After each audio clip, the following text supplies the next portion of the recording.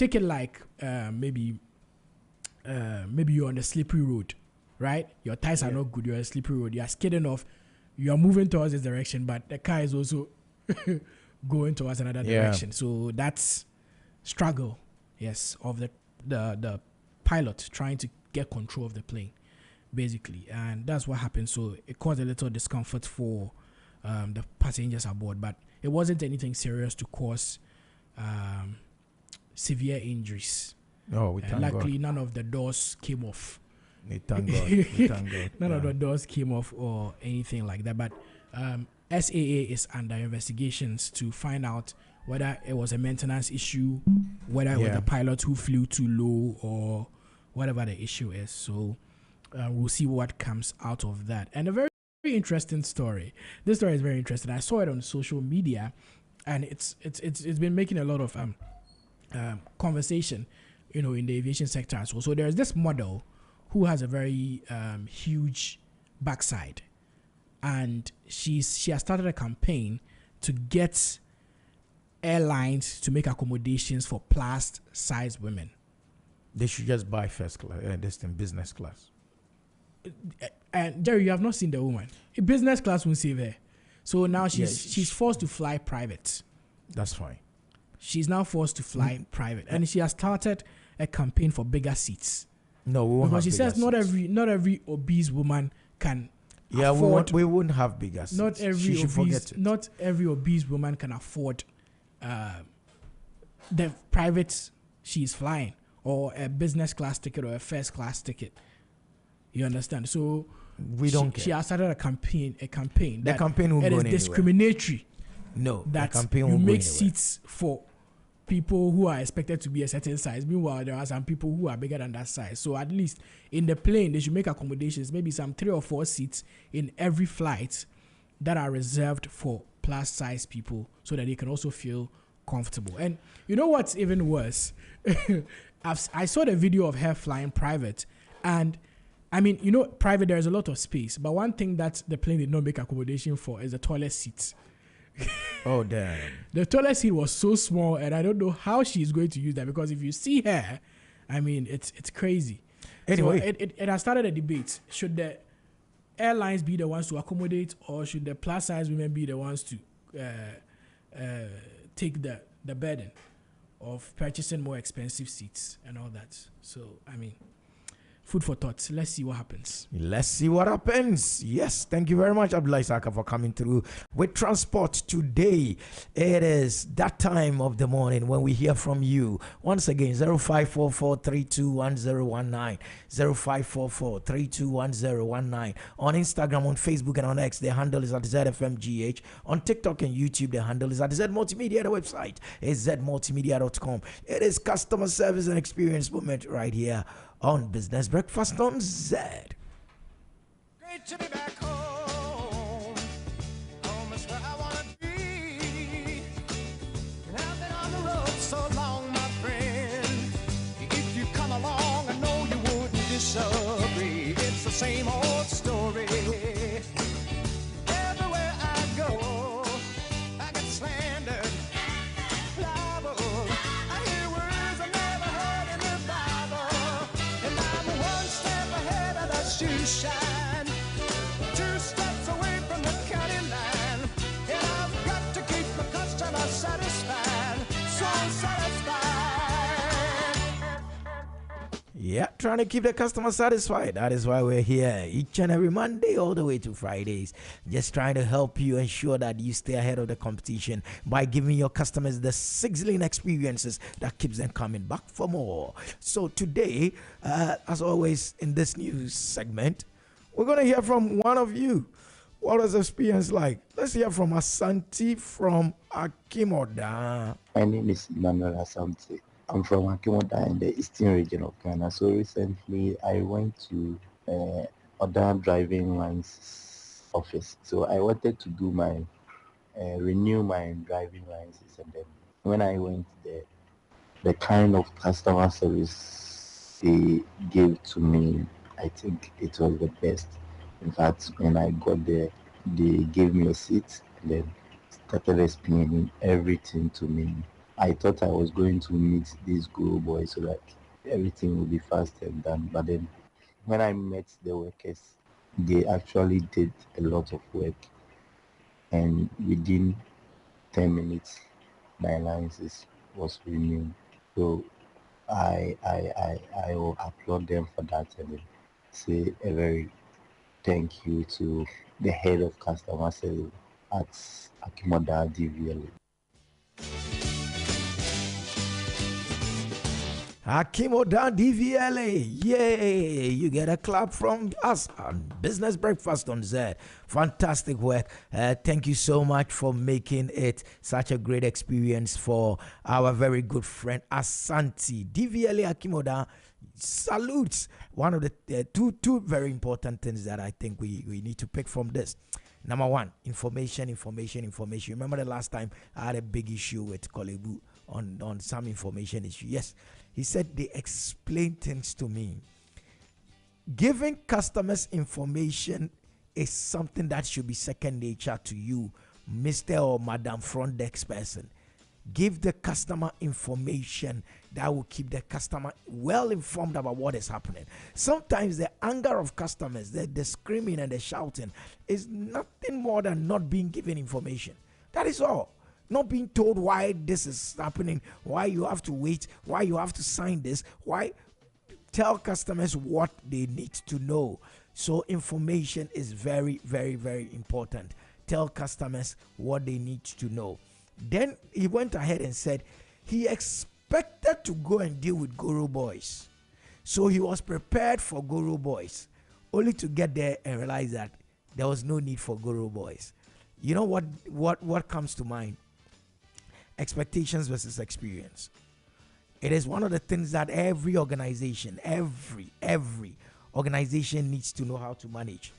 There is a difference between experience and expectations, and as an organization, you must always ensure that experience is always better than expectations, and that is what makes customer service such an exciting prospect, because the guy came in expecting Guru boys, expecting to be frustrated, and he was treated so well by the DVLA staff, the customer service staff. So experience versus expectation. Sometimes the expectations are already cast in the mind of the customer, maybe based on a past experience, or also based on what someone had said, that, oh, if you go here, you go and struggle. So in a customer's mind, I'm ready to struggle. But this is what happens. This customer had an experience that was way better than the expectations. Another way in which, as an organization, you can manage the experience, is in your communication to the general public, or to your audience, or to your markets, or to your target, or whatever you want to call them. The thing here is this: as much as possible in communicating, try to under promise and over deliver.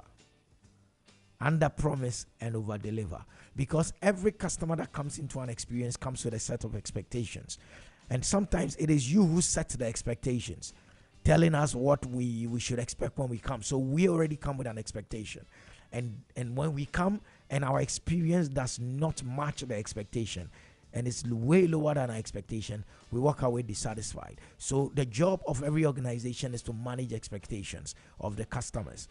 Another way in which you can manage expectations is also to inform customers, especially when they get to their place. Tell them what, for instance, the wait is going to be 5 minutes. It helps if you tell the customer it's going to be 10 minutes. Why? Because if you tell the customer it's going to be 5 minutes, 30 seconds after 5 minutes, the customer will get angry. But guess what? If you told the customer 10 minutes, even 6 minutes, the customer will still not be angry, because you've set the customer's expectation. So one of the jobs of every organization is to set expectations. And that is one of the best ways you can manage customer service at the front desk. He said DVLA, he thought he was going to deal with Guru boys, but when he got there, he had no need to deal with Guru boys. This is not the first time somebody's praising DVLA and what they are doing. So yes, DVLA, we salute for all the great work you're doing, not just for your the driving public, but for Mara Ghana in general. Thank you very much, and we salute whoever is at DVLA doing a great job. This is customer service and experience moments right here on Business Breakfast on Zed 101.9 FM. Is still the biggest business conversation on early morning radio anywhere this side of the equator. We do it like nobody's business. Your lifestyle, leisure, and business radio. It's 5 minutes to the top of the hour. When we come back, we're doing market analysis and trends.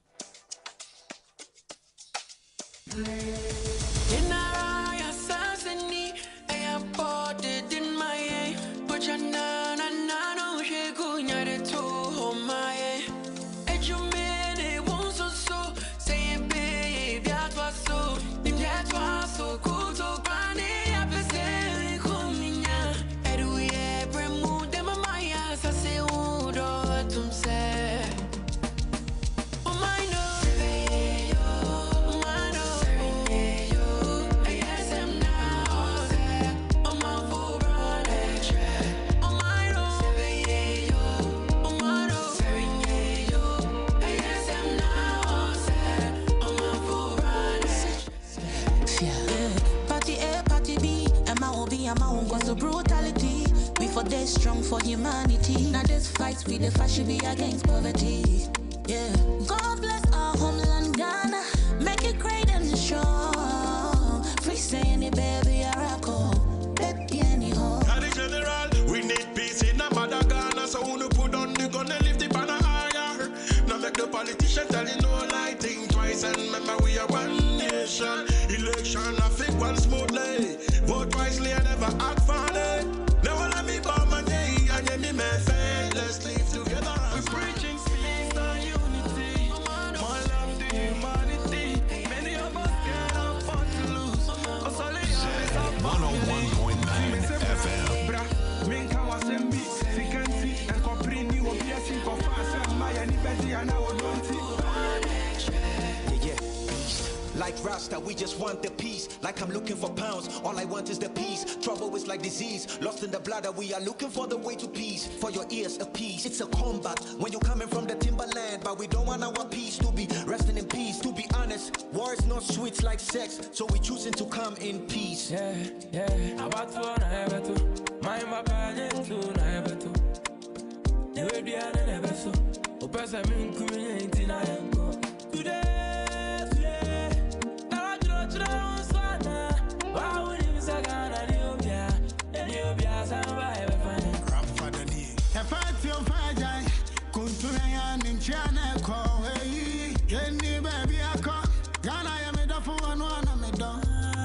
Zed 101.9 FM.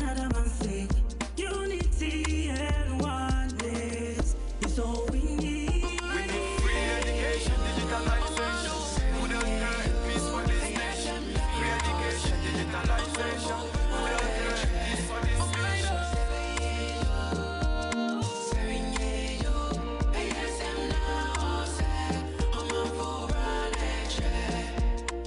Oh, mi va d'accord. Manya mi va d'accord. Rain God, I say one love. It doesn't matter which part you come from. Manu and your time, Jibana.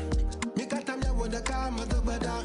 Nabajo, Banyo, go one love. It doesn't matter where you come from. Oh, my no, and the wine. Oh, my no, and the do. And snow, and snow, and me. Oh, my and do. Don't you kill me, brother, make you not try. If you use a gun, then mama gon' cry. Let's live in peace and harmony. Love is all that we need. Oh, my no.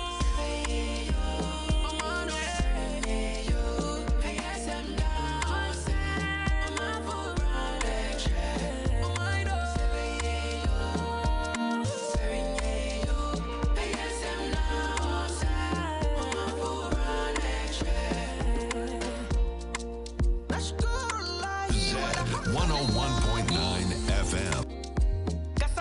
It's your lifestyle, leisure, and business radio.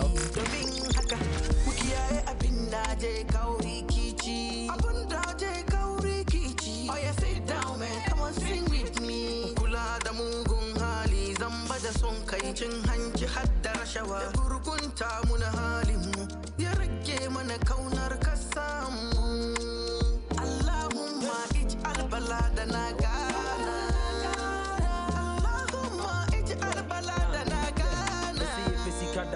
Inti ya sase ya tondi ya China. O my be ya free suba ya magana. Yamiti ya sinka cranka grandma madina. My nisha from It's your lifestyle, leisure, and business radio. Politician ufum sikaya da wenimko. Zed 101.9 FM.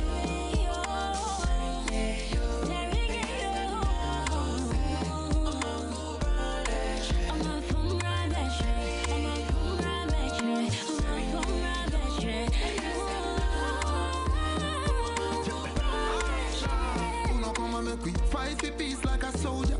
I know the girl in a voter. No view, me na me what they call all they Ghana, they can America, no fit to do I'm alone. So let's live in love, peace and harmony. Cause our goal is to be strong till we grow old. Every day. So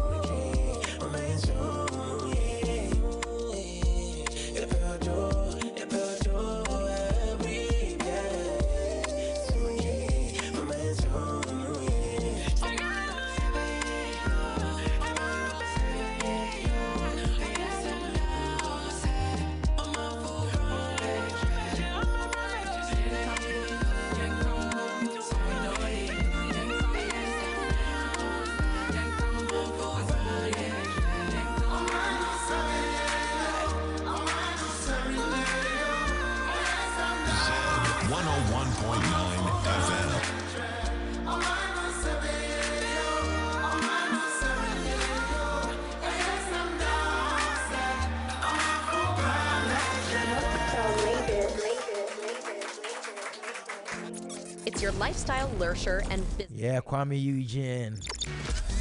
Rockstar featuring All Stars. Yenara Assassin. That's the only Ghana we have.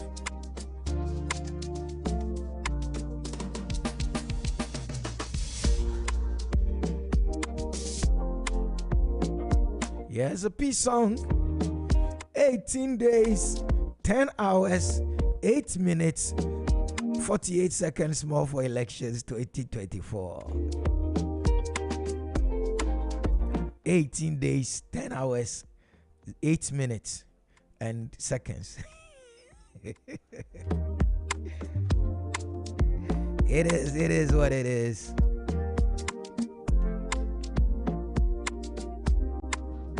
Yeah, I hope by now you're also aware that Ghana's biggest water park is now here, the Marina Water Park. A new water park. It's full of adventure, it's full of fun, it's for leisure. You want to be part of what is happening at the Marina Water Park, you go there. Amazing water sports anyone can dream of, from adults to children. This new aquatic experience promises nothing but premium fun with its diverse attractions. It's located at Lakeside Marina Park. It's open every weekend, 10 a.m. to 6 p.m. on Saturdays and 12 p.m. to 6 p.m. on Sundays. Open on all public holidays. Bookings are available for schools, churches, and corporate institutions who wish to have a team bonding moment and a great time as well. 0204 775 044. That is the number you want to call if you want to book. 0204 775 044 or 0508 598 948. 0508 598-948 for more information. You can also follow them on social media, and the handle on all platforms is at Lakeside Marina Park. At Lakeside Marina Park. You can visit lakesidemarinapark.com for more information. Marina Water Park, they said slide, splash, and swim.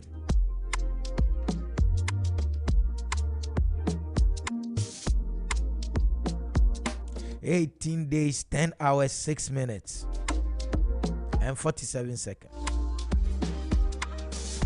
43 seconds, 42 seconds, 41 seconds, 40. Okay.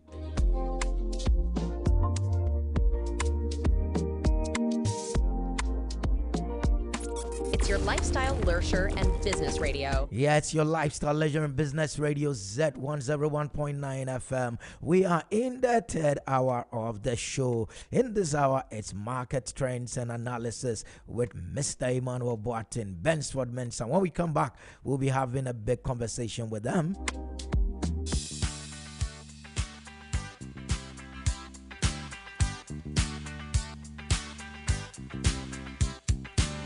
Yeah, we're going old school, Cool in the Gang. If you love somebody, you better let them know about it. And this one goes out to you. You know yourself. Love you. Stay tuned to your lifestyle, leisure, and business radio.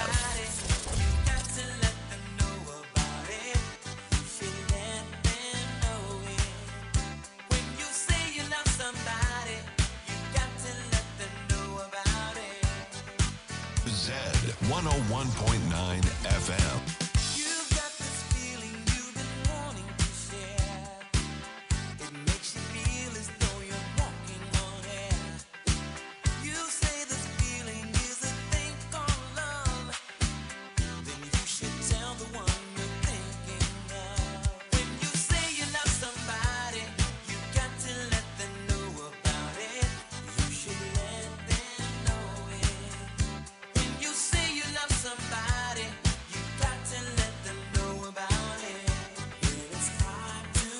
Zed 101.9 FM.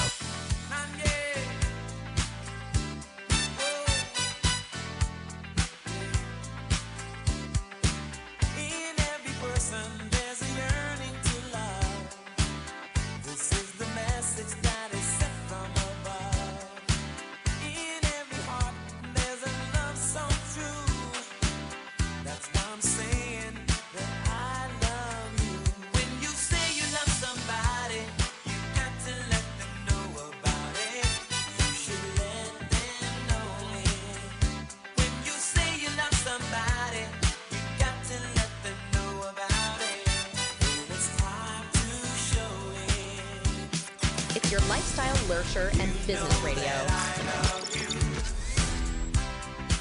You say you love me too, so why don't you let me know? Let's open our hearts and let the feeling show. Zed 101.9 FM. Safe in the mountain, tell it to the people.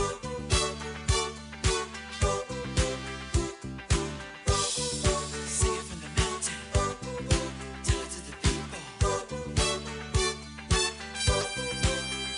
When you say you love somebody, you got to let them know about it. You should let them know it. When you say you love somebody, you got to let them know about it. It's time to show it. When you say you love somebody, you got to let them know about it. You should let them know it. When you say you love somebody, you got to let them know about it. It's time to show it. It's time. When you say you love somebody, you got to let them know about it. You should let them know it. Let them know right away. When you say you love somebody, you got to let them know about it. It's time to show it. You got to let them know. When you say you love somebody, you got to let them know. It's your lifestyle, leisure, and business radio.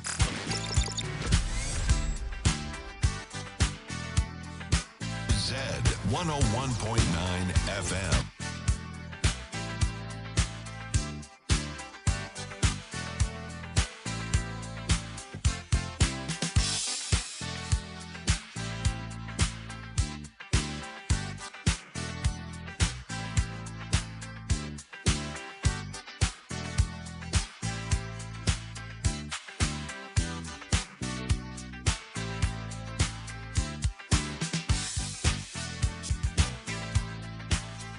Yeah, Robert Cool the Bell. Yeah, his name is Robert Bell. But he's cool. And he put together his brother and a group of others. And they formed that amazing group called Cool and the Gang. If you say you love somebody, you better let them know about it. Yeah, you're still tuned to your lifestyle, leisure, and business radio Z101.9 FM, which is why we say if it's lifestyle, if it's leisure, if it is business, you have nowhere else to keep your dial but right here on Z101.9 FM, 101.9 FM. Start your day right every single Monday to Friday, 5 a.m. exactly. Let your dial be here, or keep your dial here when you're going to bed, so that when you wake up at 5, the dial will be here on Z101.9 FM, because Pastor Joshua and NST comes your way with morning blessings. It's Mondays to Fridays, 5 a.m. all through to 5:30. And at 5:30, we don't just leave you like that. Living Word with Dr. Mensa Otabil. Yes, it's 5:30 a.m. daily, Mondays to Fridays, right here on Z101.9. If you want to tune in to Z101.9 and listen to the great man of God give you great wisdom from the Word of God. It's Living Word with Dr. Mensa Otabil. Thereafter comes Business Breakfast on Zed, when I come through with the crew and we take you on a 4-hour exciting journey we call Business Breakfast on Zed. Hashtag BBZ on all socials, BBZ on all socials.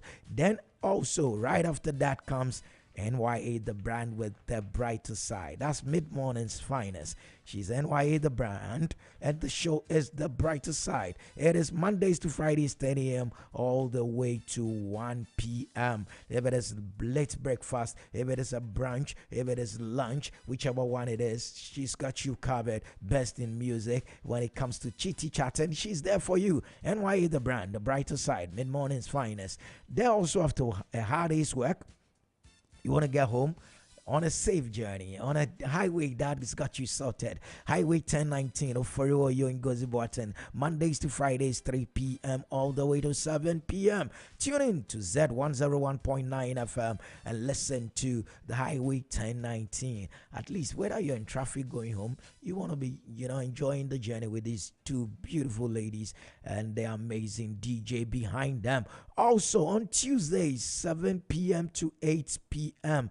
I have a story to tell with Honorable Freight Buffalo. It's every Tuesday, 7 p.m. to 8 p.m. Join Honorable Freight as he interviews some great folks doing amazing stuff. I have a story to tell. You have a story to tell. They have a story to tell. I have a story to tell.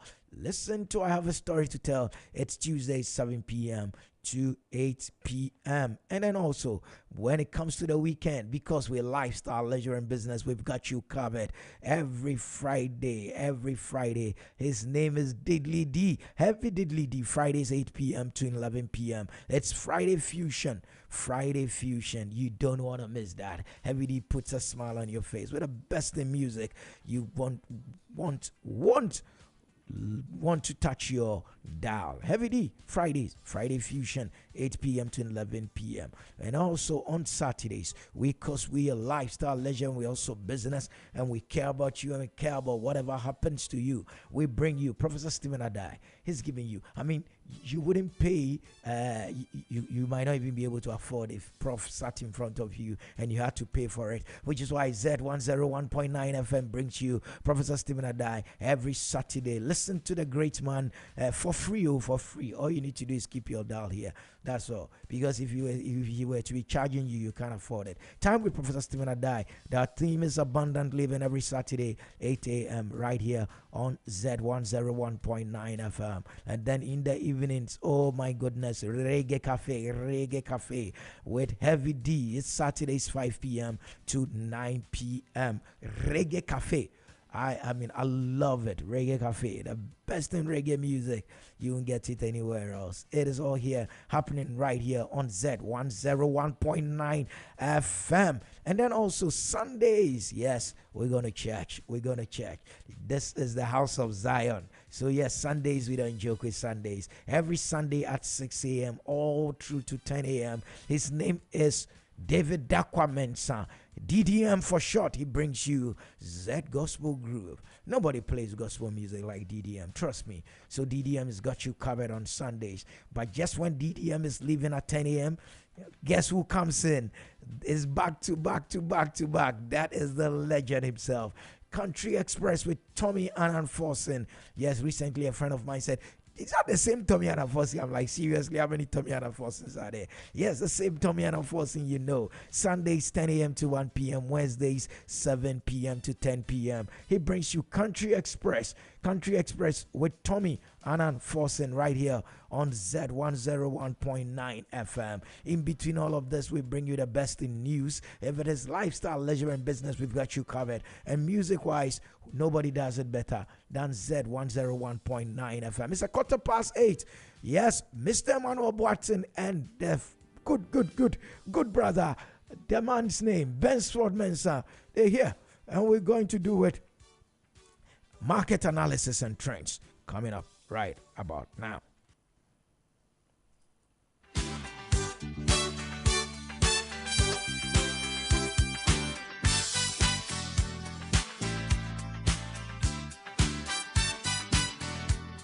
Mr. Emmanuel Boatson and Mr. Bensford Mensah are in the studios. Let's find out what they have for us today. Good morning, gentlemen.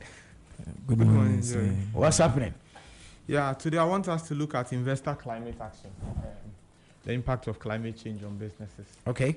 In Ghana. I mean, it's a global issue, but I want to look at the spillover effects on Ghana, how it's affecting businesses, and how Ghana's businesses can take advantage of it. Okay.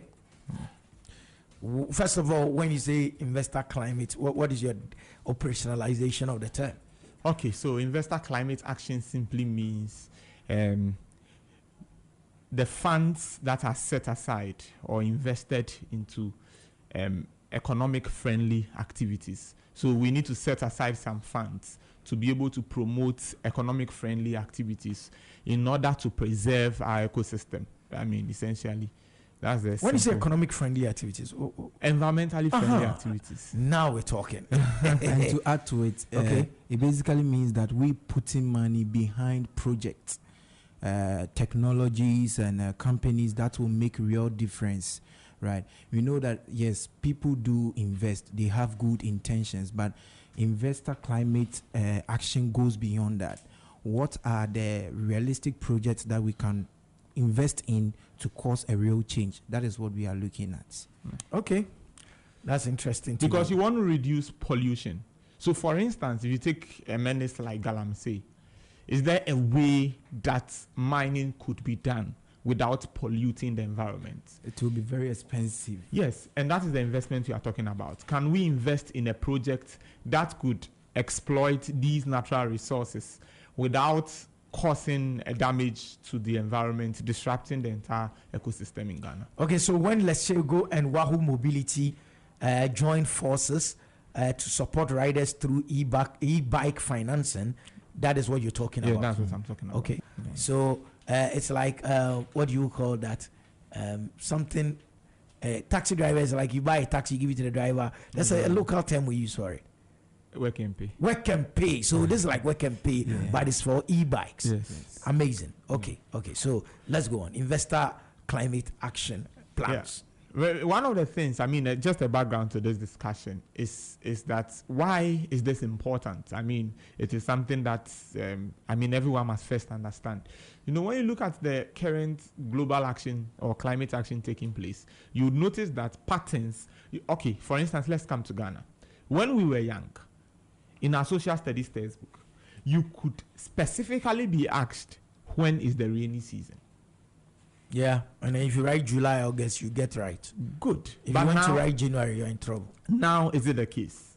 Okay. It is not. The climate situation in Ghana has changed. Because global temperatures have changed. Exactly.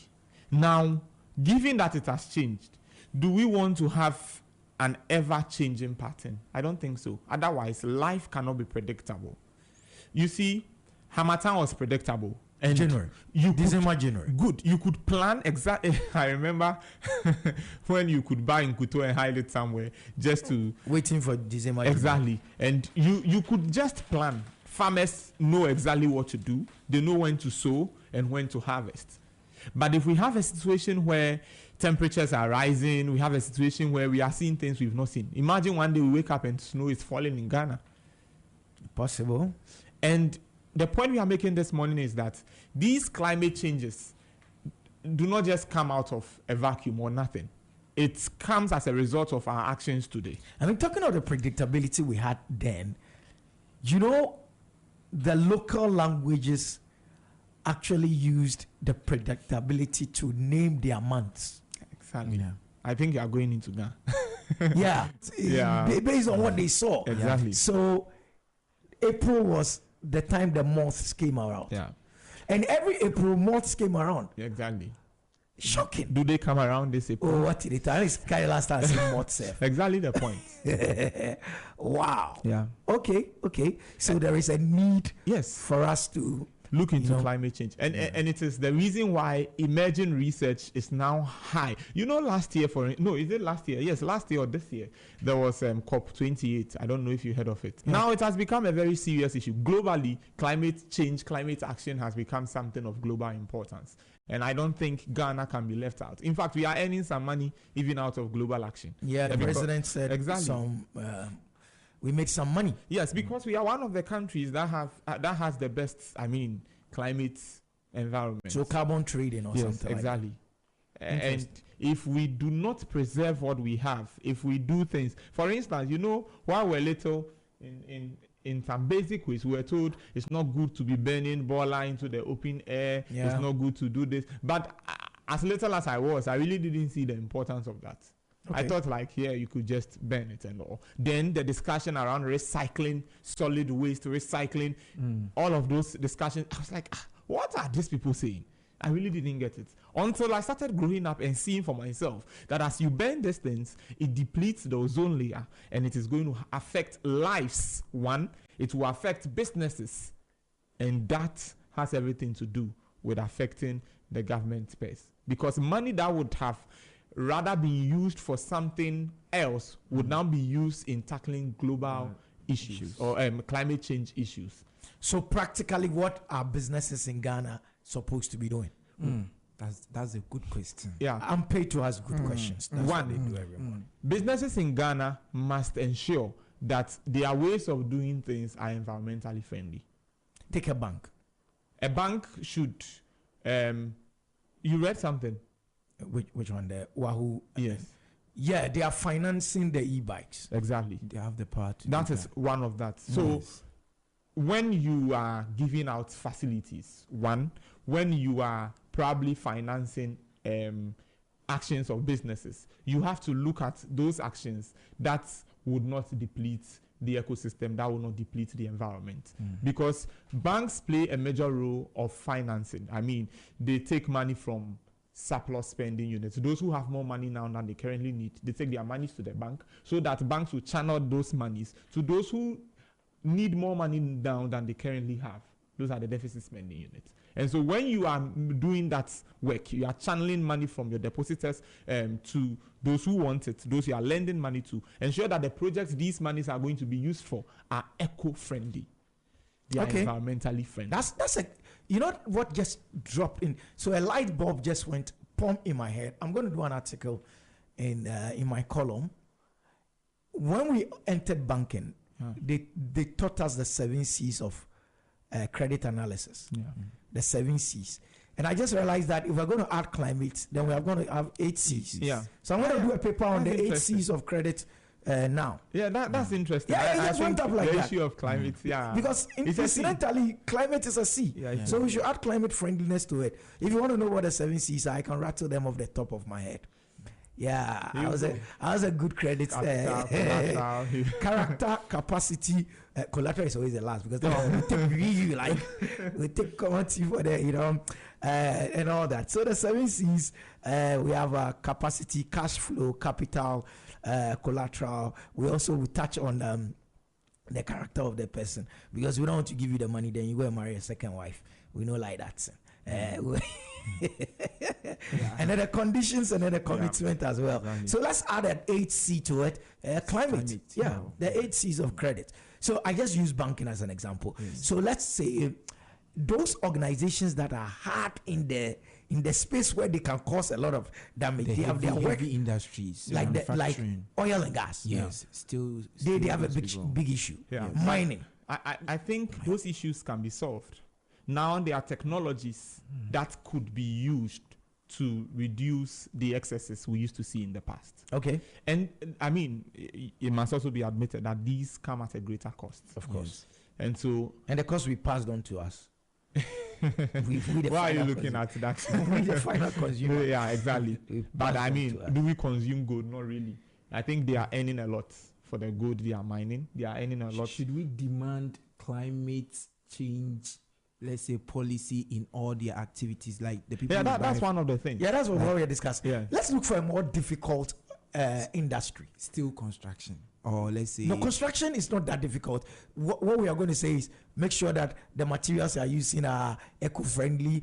Make sure that in your architecture you are leaving bigger windows, and so that you don't use more air conditioning. Blah blah blah. Okay. Construction is not very difficult. Yeah. You know the industry I'm thinking of? No. Telco. Yeah, telco is one. Yeah. What should a telco do to be more climate friendly? Well, let's think. That's why you are first class students from the University of Ghana. What should a telco do to be climate friendly? Well, because there's availability of funds, or let's say they are endowed with resources, I think they can actually spearhead, or they can also go into ventures like using natural resources or natural materials to build some infrastructures, right? Because like their mast that they have, all the metallic mast all over, and all so that. they can go into natural resources or materials, and I think it is also dependent on the willingness to invest. Okay. How many? You know, one thing that comes to mind when it comes to telcos, all these masts around. What if they are mast? Okay. The mast, the tall mast that we have around here.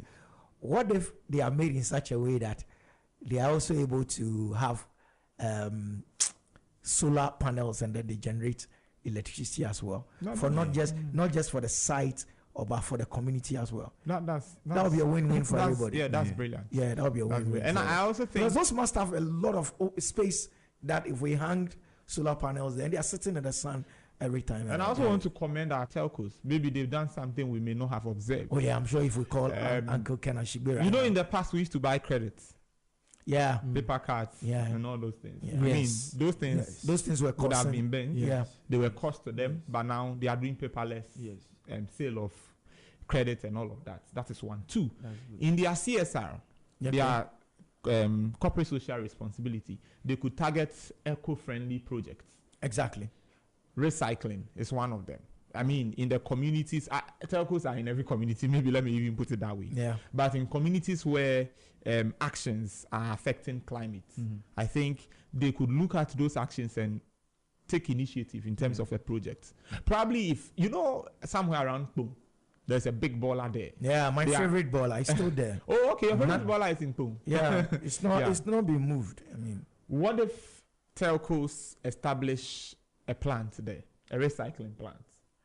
Not only is it going to reduce the effect of these carbon emissions when these, garbage, garbage are burnt, but really we are going to get some new products or something out of these garbage that are going to be beneficial to the entire society and the country at large. In fact, that garbage there, that mountain of garbage at Bon, it's so well garbaged that they have a whole association there. Yeah, exactly. Association of rubbish something there. Wow. There's a whole association there. And the good news is that the government is putting in place incentives to motivate investors.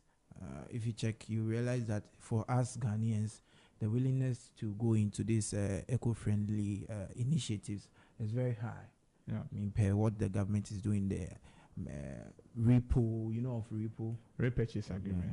Yeah, so it is important that organizations from all over the country listening to us this morning. Okay, let's take another very difficult one. Not too difficult. I thought it was until it came to mind. Radio. Oh, you are talking about us. I didn't even mention it. One, we should use renewable energy in our studios and all that. All our bulbs to power our should stuff. be the big gen set out there should be solar. So exactly. Expensive, man. Yeah, because renewable energy is expensive at the front. But at the back end, it pays for itself. Exactly. Yeah. Because and I think we have been crying for solar for a long time in Ghana. I mean, we not only as a substitute or complement to what ECG is doing, but really because of how it is going to save our climate as well. Yeah. Okay.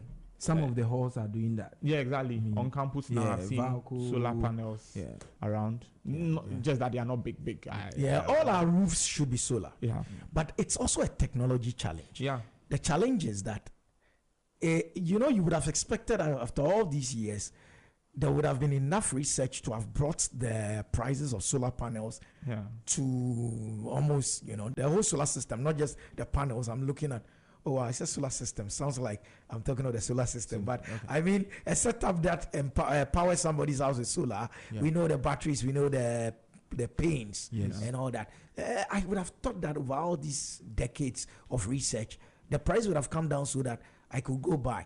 I have a feeling that maybe the world is not putting so much attention, investment into solar in terms of the reduction in the cost. Because after these decades, you should have expected that solar would be way lower. I mean, so that average guy could buy. But there's also something we are doing I want to highlight.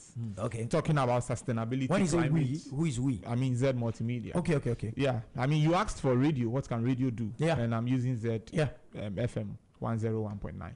Now, we are talking about sustainability. We are talking about climate change. Yeah. That is one of the things that use our platform to to promote these initiatives so that businesses will look at them and do them. Also, going paperless is something that we must also think about. Yeah, but here do we even?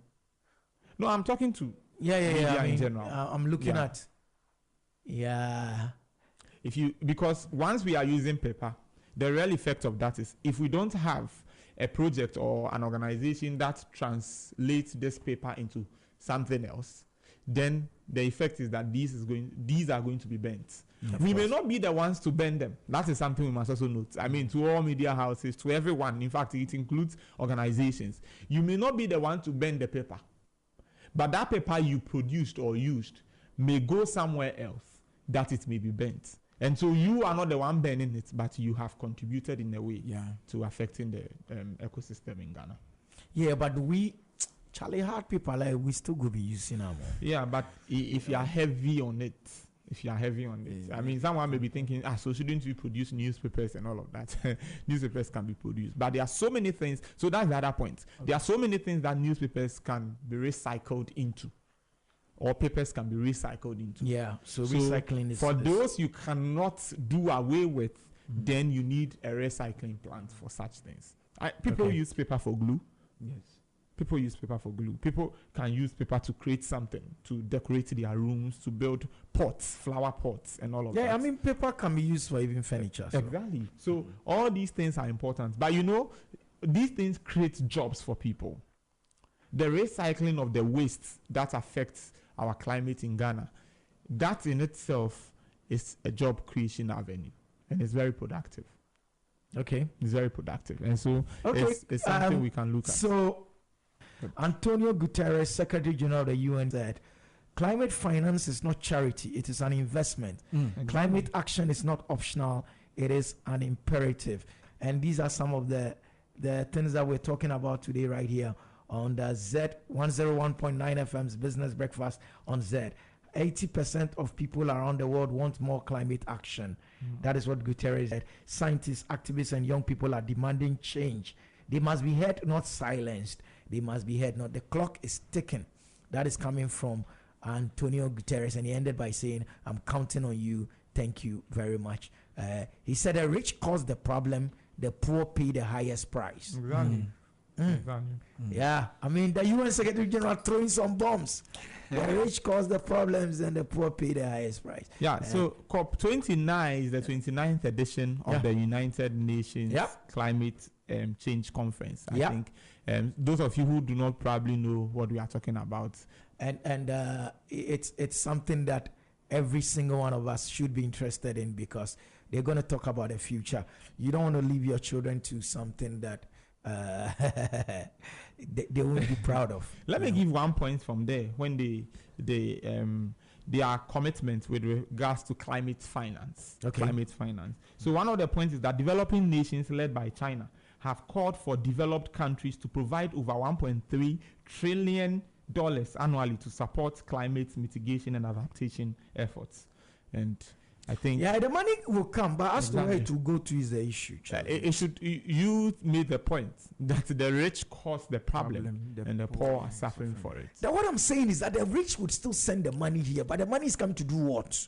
Where is come it in. going to sit? To come in, Who is going to control that money? but well, that's not for us to. Why is it not for us to? The money, okay. We are guilty. We caused the climate issue. Let's send $1 billion down to Africa. It will go where?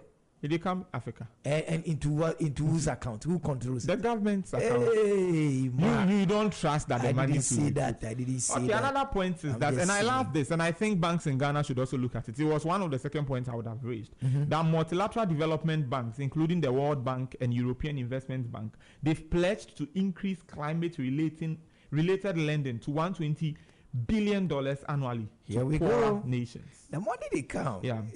And so that is why this morning we are saying that is where the future is. Now, climate finance is something we are studying in school, issuing, green bonds. What are green bonds? What have we been doing? We've known sovereign bonds, Euro bonds, plain vanilla bonds, so many other bonds. Those are the bonds we know, corporate bonds and all of that, cocoa bills and all of that. But now we are talking about green bonds. These are investments in environmentally friendly projects. And so multilateral partners, development banks and all are making commitments to dedicate such an amount of money to support climate action. I think the banks in Ghana should also look at it. Like we've already said, They should look at it in what way? in to the extent that We are lend lending- money towards such projects, financing such projects. I mean, it should start with we putting desk around all the banks. All 23 of us should have desk. Yeah, Green desk. Yeah. Call it a green desk. In fact, one bank has actually started going heavy. that's interesting. I was in the branch one of these, and I think the orange is going green. That should give you an idea of the bank I'm talking about. Because I saw it hanging there. Orange is becoming green, or orange is going green, or something. Immediately I said that, everybody's thinking, which is the orange bank? Orange going green. It's true. I think the banks are actually going there. They're going into that space now. So that is something that I think is a very, very good point. So that we begin to lend to green projects. So for instance, if a startup comes up and, oh yeah, look, there are these guys who are using waste to do blocks. Exactly. They say they are in Dental Medina or something. One was in the studio. I've interviewed somebody like that before. That he said they are using waste to produce blocks for building. Exactly. Such a guy, you're saying that if he walked into a bank, he should be given priority. Exactly. So instead of using the 7 C's that we were taught, they should use the 8 C's Yeah. and use the climate C as a bigger marker. Yeah, but Jerry, I think one of the big takeaways from today is how you've been able to couch climate and added it to the 7C. Yeah, I mean, I think it's something that we should fund. At the time and they go push school it. now, no book. Now my head can die. It's something we should front and really push it No, we down, will. deep We down will. there. Yeah, we We- should front. we should and be push it. pushing that And agenda. an agreement has been reached. Delegates reached a swift agreement on Article 6.4 of the Paris Agreement, establishing an international carbon credit market. While this move aims to facilitate global carbon trading, some critics have raised concerns about the rigor and transparency of the adopted. Here we go. Who manage the funds? Who go around it? Because listen, these major car companies, manufacturers, automobile manufacturers, some, those that got into trouble because they faked their emissions things and all that. So yes, the issue of transparency will be there. People know what must be done. You see, the bank I'm talking about, they won the best ESG bank by the Global Business and Finance Magazine Awards. The best ESG bank, ESG being in environmental, social, and governance. And so I'm not surprised that bank said they are going green. Is it Fidel? I beg you, let's continue before they say, before I walk out, the marketing will give me an invoice for the two of you. I beg. But you see, this whole discussion hinges on willingness to invest. We see businesses investing because government is putting in place policies like tariffs, tax tariffs, and all those things, right? But then, as you mentioned, transparency. If the money comes, what do we use the money to do? I think there should be some accountability system that will monitor the progress of all these things. And if you are able to tighten our accountability system, we will see the results. That's what I think. Listen, every single one of them, not every single one, I'll be wrong in saying that, but the major players, we can't even trust them, especially the automobile guys. The Volkswagen, right? VW had a big issue on the emissions thing because they faked it. They admitted that they cheated in their emissions test. Right? Yeah. They admitted. So when we say transparency and accountability, I'm calling for, I'm not being hard on African politicians. Yes, they suspect them already. Yeah, but I'm saying that even for the man we think he's clean, his people were cheating on emissions tests. VW, Toyota also had the same problem. Where they were cheating on emissions tests. And to talk about that, cars are one of the, that automobile industry is one of the areas that must also pursue this green action. Yeah, they must be heavy because cars generate or produce carbon monoxide, and this disrupts the ecosystem as well. So I've always been wondering, and that is where Tesla and all of those electric vehicles come into mind, because these are just the way to go, the new normal. I think the government of Ghana, led by the vice president, has spoken about some electric buses that will be. In fact, let me give you an idea of how they did the cheating. Yeah. When the cars were operating under controlled laboratory conditions, which typically involved putting them on a stationary test rig. So the car is there, but it's running. Yes. The tires are running and all that. The device which was testing their emissions appears to have put the vehicle in a sort of safety mode in which the engine ran below normal power and performance. Once on the road, the engine switched out of this test mode. Wow. And that's when we realized that, hey, these people are cheating. The guys were cheating. You know, and then it became a big issue. Affected VW. I think Toyota was also part of those companies. And Toyota is big. So if you're affected Toyota, you should know the number of distance that. So for me, the transparency in pushing a green agenda is very, very important. The transparency is very, very important. If we are not committed to it really, and we're committed to it on the face of it, on paper, so that it looks good and all that, Charlie, trust me, we won't get anywhere. We won't get anywhere, because if I'm polluting to a certain level and I can record that I'm polluting way below that, I can get away with it, but the environment will still be suffering and will not be able to meet our target. So yes, the COP is going on. If you're interested, please follow them. It's a conference of parties. Please, we keep saying COP. Yeah. It's conference of parties, right? Of the UN, whatever they call it. I'm sure there are some heavy. Recently I interviewed some people in the studio, and I'm sure they will be at COP 29. No. Yeah. I'm sure they will be at COP 29. So it is very important that we explain. It's a conference of parties, and it's taking place in Azerbaijan. There's a 29th COP. That's why it's called a COP 29. And Azerbaijan's capital, Baku, is hosting them this time around. The United Nations Climate Change Conference. United Nations Climate Change Conference, COP 29, hosted by Ilham Aliyev. Who is Ilham Aliyev? He's a president of Azerbaijan, hosting the whole world. And Azerbaijan is committed to developing its green. So sometimes maybe Ghana will host COP one of these days. Yeah, because according to the World Bank, Ghana's abundant sunlight and favorable wind conditions present opportunities for us to invest in solar and wind energy, reducing our reliance on fossil fuel. I mean, that is something we can go heavy into. There is an opportunity in how our climate architecture is already built for us to be economically, environmentally friendly. Why am I economic? Today you've said economic twice. Place of environment guy. Yeah, he's economic guy. Yeah.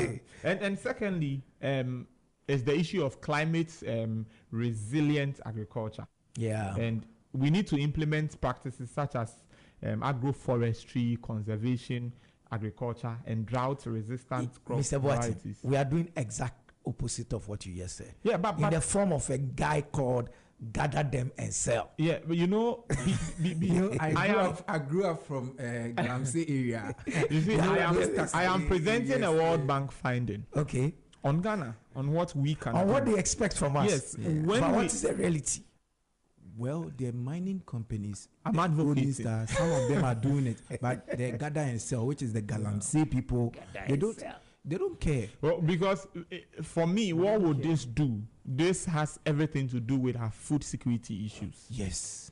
Couple who even come to Ghana. They would. Why don't be a prophet of doom? Because if they use satellite to look through our forest, they will see how we damage the forest. And so, they should come to our aid. We have exactly... Sort yourself out before they come we have exactly the right climate architecture to be able to lead this climate action charge. You have a coast. Yeah. You can do generate electricity with your waves. And that was the next thing I was coming to. Restoring mangroves and other coastal ecosystems. They can provide barriers against this sea level rise and there's a mangrove behind my area. Between Dansoman and Pambros and all that. Okay. Go check those things. We've cut them and filled them with sand and we've built houses on them. Then you are not these coastal communities must be protected because when the sea level rises, it may affect these homes. Yeah, that's why it will be taking people's houses out here and all that. We get in there anyway. Then probably the last thing I'll talk about is policy. Yeah, policy. Policy that we do well. In my policy, we try. Let me speak about what I'm coming to talk about. It's the implementation of investors investing in the policy. Yeah, that's the thing. Listen, policy we do well. Making the law, the regulations. Thank you very much. It's the implementation of same, and probably how friendly these policies are to attract the investment into the. So these things that I'm talking about should not just be things the government is going to lead. Government should open it up so that the private sector can enter.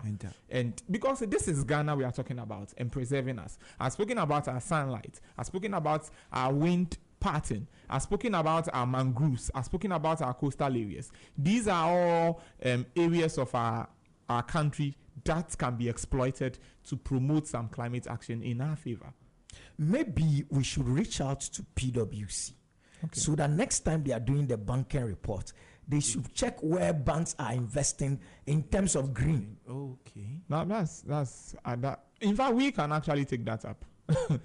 Yeah, I mean, but it's too much work. I don't have time, and I don't have the resources as well. So, President House should add it to their wahala that they should find out from the banks. Okay, manufacturing, housing, this buy and sell. They should break it down so that we know green projects are also being funded. Then we'll be able to get there. Banks that are investing in regenerative. Exactly. systems.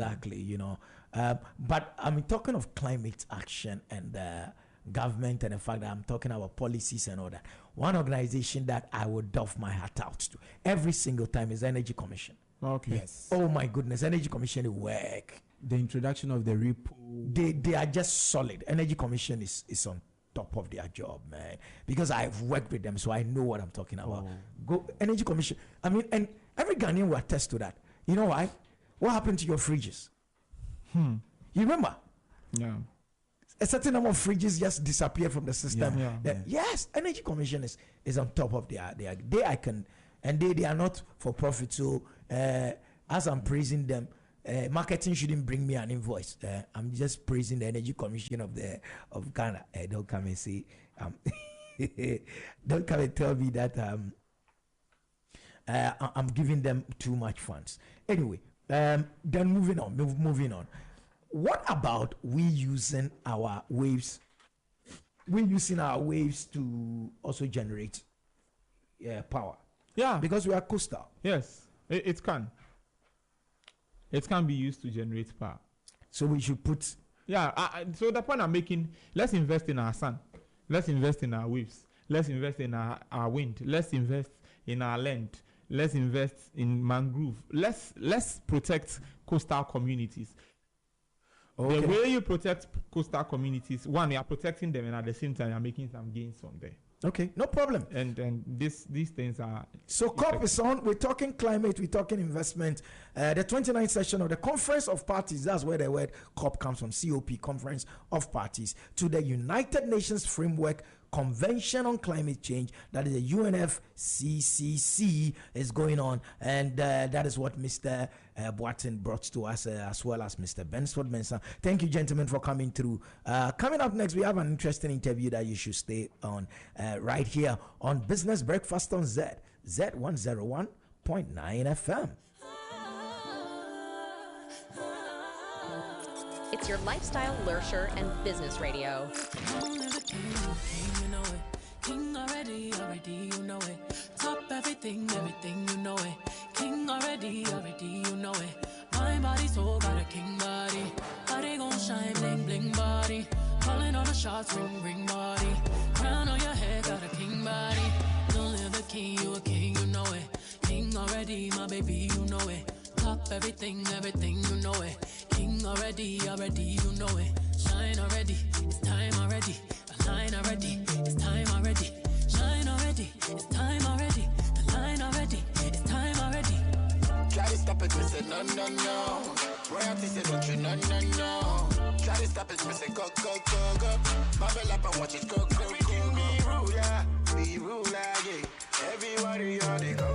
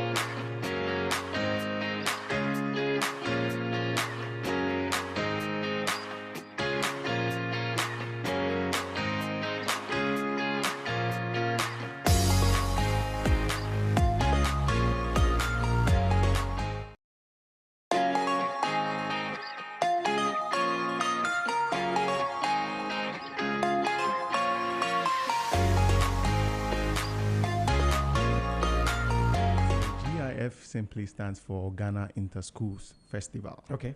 Yeah, so this is just a festival of junior high schoolers. That's like the purpose is for youth sports festival, where we cover over 10 sporting disciplines, from soccer, rugby, there's dance festival, and then there's arts as well. Okay. And so it's not just sports, although sports is more like the bigger part of the activity, but there's arts, there's dance also involved. Yeah. And this is the 2024 edition. Yes, please. How long has it been around? This is actually the 10th year since this event has been running. This is 10th year. 10 years? Yes, 10 years. Ghana Inter-Schools Festival. Ghana Inter-School Festival. This is the 10th year, and it's the biggest so far.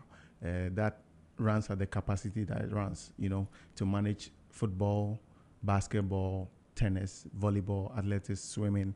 And so it's actually big. If you look at it, that's more like an Olympic standard kind of event. Wait a minute. 10 years ago. 10 years ago. Who dreamt up this dream here, brought up this whole concept to be? It started with Anel and Aisha and Alex. So simply Anel Sporting.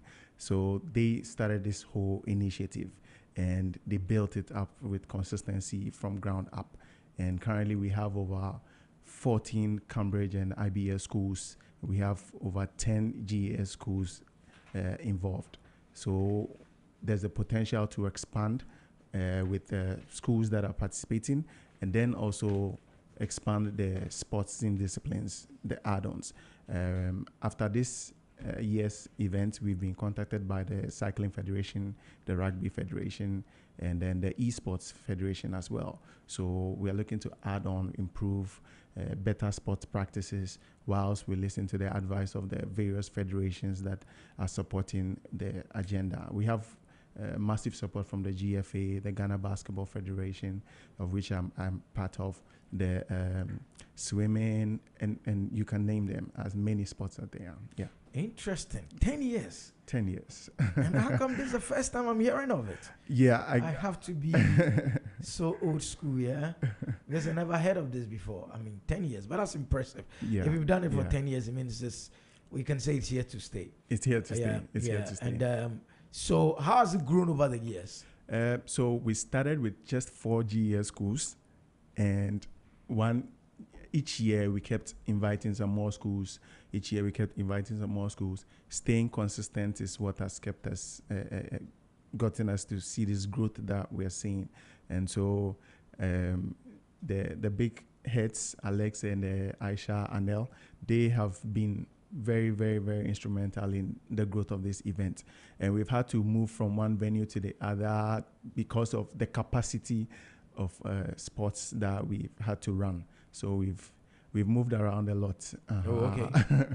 and we've realized that there's a deficit, and we believe that with time, I mean, this is an eye opener also for people to invest in sports facilities, that can like accommodate multiple disciplines. And currently, we hosted our current event at the Boteman Sports Complex, right after the Africa Games. Okay. And so currently, as it stands now, they have the capacity for what we are trying to do, although we still would love that some additions will be added, because when you're managing a discipline like soccer and you have one football pitch and you have to run boys, you have to run girls, so that it even extends the events, right? Exactly. You could spend a whole day there if you had multiples. Exactly. Understand. Oh, wow. How is this event financed? So we have a good relationship with some corporate bodies. The actual mission is to partner with corporate bodies to be able to get this thing done with, So, the state of sports in the country, and we need all hands on board, from the media to the brands to the federations, which we are trying to build that relationship as we go up. Yeah. Is there a way by which you follow up on the talents that are on earth at this event? I'm asking this because if 10 years ago you discovered somebody, where's the person now 10 years down the line? Or maybe even if it doesn't happen, are there plans going forward where you'll be able to, because I think for corporate bodies, success stories always sells. Mm-hmm. So if you went to them and say it was at our event that this person or that person was discovered and the person has gone on to become a national athlete or a national footballer or something. I mean, this week football is really not in the best of mood, so you wouldn't want to go there. But what has been the success stories over the years for the GIF? We've had some talents be able to make it out of the country. For this year's edition, for instance, we had Isaac Fatao present the award for best player in the soccer division. So it's a big pool of talents that the kids travel outside and then they get opportunities to grow. It's just that it's a long stretch, and when we are dealing with them from this age, we have to continue to keep an eye out. And it's not just one discipline. We do it for the over the 10 disciplines that we're running. So yes, we have system in place. We have the records to keep track and say that okay, this is where someone has ended up in. But because it's a big pool, some of them also reach out and say, hey, I was in part of your event at this time, and this is where I am now, and there are success stories to it, and we've been glad that it's been a blessing to do this. Why is Fatal associated with this? I think that there's a big part of giving back to sports, being that grassroots is like a big thing. We currently don't know who the next Kudus will be. Kudus missed the penalty, so use another example. we don't know who the next we don't know who the next best star player will be in Ghana. Yeah. But it's events such as these that we have to keep an eye out for, And so this is where when the big boys who have earned it come back and say, we want to support what you're doing, because it's from these type of events that we're going to get the next generation of athletes. And it's over how many days? So for this edition, we ran it for 2 days, 2 Saturdays. We did same for the Cambridge and an IBS school, and then for the GS schools, we were able to run it for a day. We hosted it on the 2nd at the Baltimore Sports Complex, and then on the 9th at the University of Ghana, where we did. That was for this year? For this year, November. It's held twice in a year. March and November. And we continue to put together feedback, data from the coaches, from the schools, what the challenges are, so we can better improve. And so because we have March and November, what we are looking to add on or explore is to have group stages and qualifiers played in March, where we can say that in November we're going to go into the quarterfinals, semifinals. And so we can still have the same number of participating schools in there. Yeah. Oh, okay. And how do you reach out to these schools? We go there in person. Oh, okay. Yes, we go there from start. It was like but that. These schools but are currently dispersed all over Accra. Very dispersed. We have Legacy Girls, Ghana Christian High. They're not all so close. But the kids and it's a community that we're building, and the kids love the atmosphere of meeting their friends from far away, and so this creates more of like a reunion for them, And so this helps for us to say, hey, we get to meet our friends who is here and there for maybe this number of times in a year. So I mean, it adds up to the fun of the event also. Yeah. Okay. It's the Ghana Insta Schools Festival, GIF 2024, and it features, among other things, football. There is also painting, there's swimming, and why is dance in it? Dance is a new thing now. Like, I mean, when you go on social media, promotion of brands, promotion of product services, there's always. I think dance was even at the Olympics this year. Exactly. Yeah. Freestyle dancing was freestyle yes, exactly. And so dance is actually considered a sport, and it's growing for that matter. And so we felt that we shouldn't leave that out. And because it's a festival, I mean, when someone mentions a festival, sports won't come to mind first usually. Yeah. You kind of think of music and dance. And so dance has been a great part of what we've been trying to push as well. So yes, that's why we have dancing there. If you take football and other sports, it's easily to determine who won. Okay. So how are you determining who wins the arts and all that? Okay, so we have panelists, a team of judges. Okay. Where we have them do this jury and then look at what the best arts are. Again, to improve on this, what we are looking to do is to, in addition, add on and say, probably let's have our artwork geared towards pushing a certain agenda. Okay. Let's say what is happening now. We have people like the Bastard Boys trying to push sanitation. So probably we can say, let's have our arts project sanitation in Accra, things of that nature. And so we have a panelist. And now that you mentioned it, maybe in the future we can look at inviting you to be part of our arts. Yeah, I'm wondering how the winners are. And what are the prizes that winners take home with? So they are apart from the bragging rights. There's cash prizes. When you check on the GIF pages, you notice that the awards are there. Brand supporters with products. We have cash prizes, we have trophies, medals for the winning teams and participating schools, MVPs equally. So yes, we are looking. I mean, the more the brands come and support what we're doing, the more we are able to give back to the schools and then the various athletes as well. Okay, it's the Ghana Inter-Schools Festival.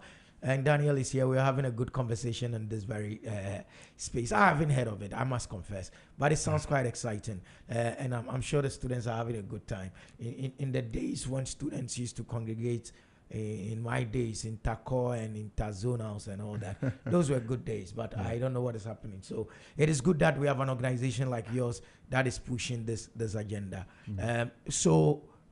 When is it starting? Where are we supposed to be? Can you give us a rundown? So to follow our activities on social media, just follow Ghana Interschool Festival at Ghana Interschool Festival on Instagram. It's the same on Facebook. It's the same on TikTok. And now this event happens in March and in November. We are exploring the dates in March. We've understand over the years that these are the timelines that actually work for the schools that fit into their overall annual calendar. And so March and then November each year. The exact dates would be communicated on our platforms and then to the schools as well. And what we do is, like I said earlier, moving into next year, we're going to look at playing the qualifiers in March, and then we're going to enter into the quarterfinals, semifinals, and finals in November. So this year's this November's own has not been set. Has ended. Actually, okay. Yes, we had it run from 2nd November, 9th November. That was for the Cambridge and IBS, and then the GS event was just last Saturday, 16th November. Is there a reason why they are not mixed? That would have to be with timelines and the sporting disciplines that people can engage in and all that, And so we are discovering and we are learning what sports looks like on the GS side and what sports look like on the Cambridge and IBS side, you know. So this vast difference gets us to say, okay, right, let's do it this way until we grow it to a stage where we know that, okay, we can have a grand, big national. Yeah. Thank you very much. Thank you so much for coming. Thank you for having me. It's the Ghana Inter-Schools Festival. It's coming up in March and then November as well. Thank you so much. Thank you very much. Coming back, it's a conversation on tourism. Susanna Williams will be here with us. It's still Zed 101.9 FM. It's Business Breakfast on Zed. BBZ right here on Zed. It's your lifestyle, leisure, and business radio.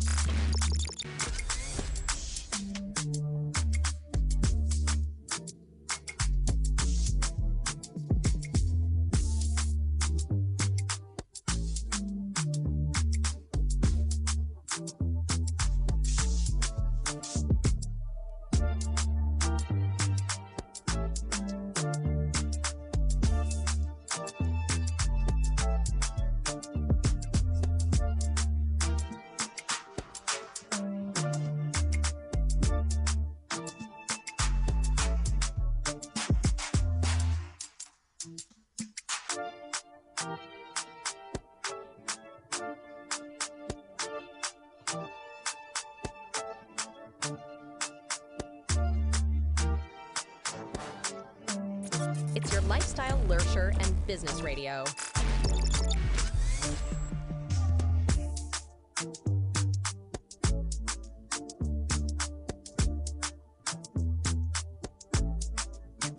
Yeah, so it is our time of the morning. A big conversation with a business executive. We call it Young Executives. Susan Williams is going to be with us. She's a business development manager at Strom Travel and Tour. We're talking travel and tour today.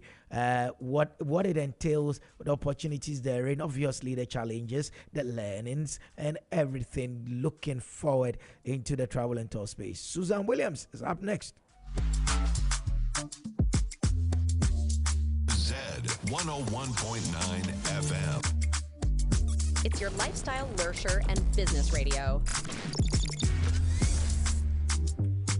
Yeah, don't forget it is your lifestyle, leisure, and business radio. Radio's biggest business conversation in the early mornings. Nobody does it like Zed 101.9 FM. Lifestyle, leisure, and business radio. That is what we aim to bring to you. And for us, it's more than just radio. It's more than just early morning radio. It is a learning experience. That is what we aim to bring you each and every Monday through to Friday right here on Zed 101.9 FM. Susanna Williams is seated. She is a business development manager at Strom Travel and Tour. We're looking at the space that travel and tour sub-industry under the bigger tourism industry. She's relaxed, so we got a good show going. Good morning, madam. Good morning, sir. Good morning. I hope you're well. I'm doing fantastic. Great. Yeah. So today we want to talk travel and tour. Okay. Strom Travel and Tour, and you've been in the space for some time now, and you as a business development manager, evidently you are leading the charge. Yeah. How did you get into the travel and tour space? I was already in the hospitality business. Okay. Way back 26.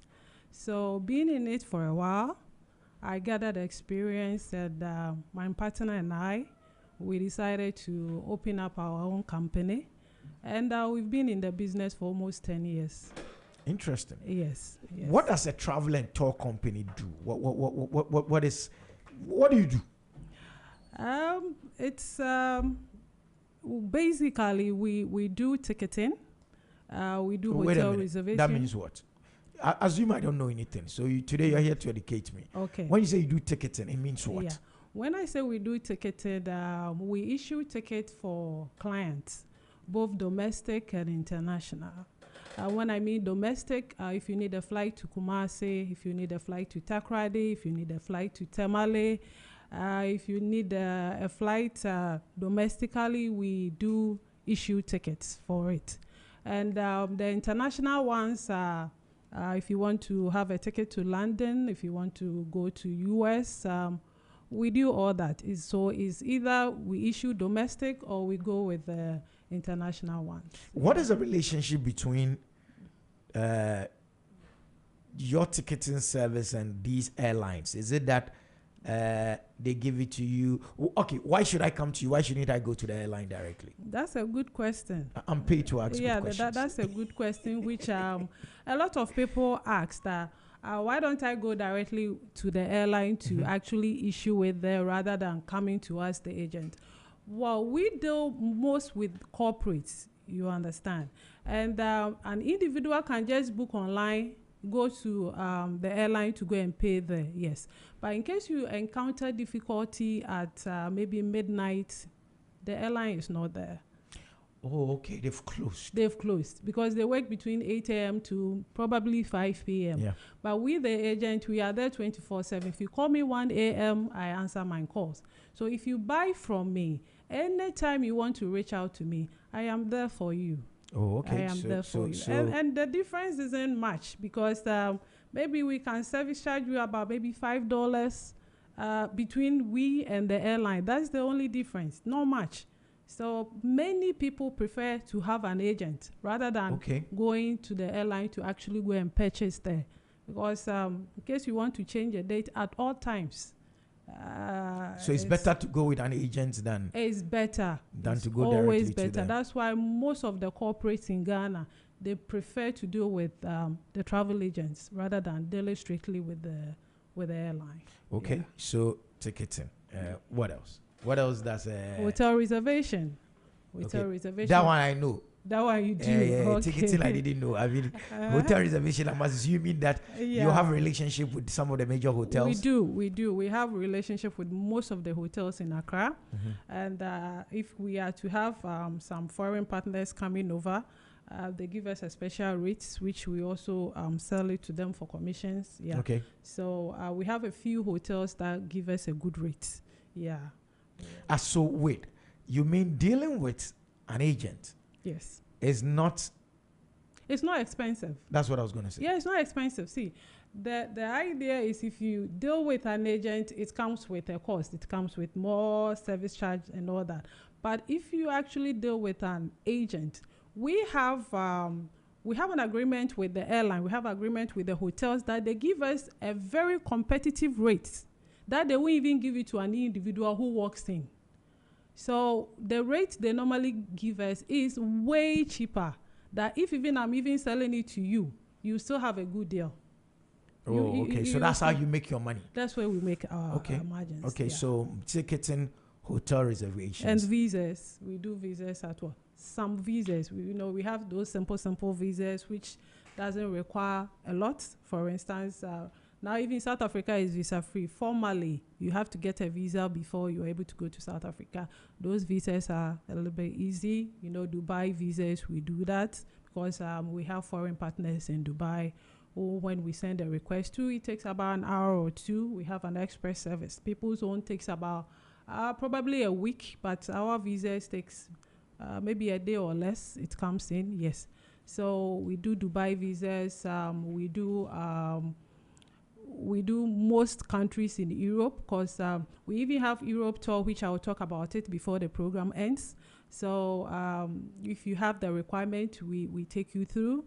Yes, and yes, we do. So have a lot. ticketing, hotel reservations, visas, car rentals. We do car rentals as well. Yes, we do car rentals.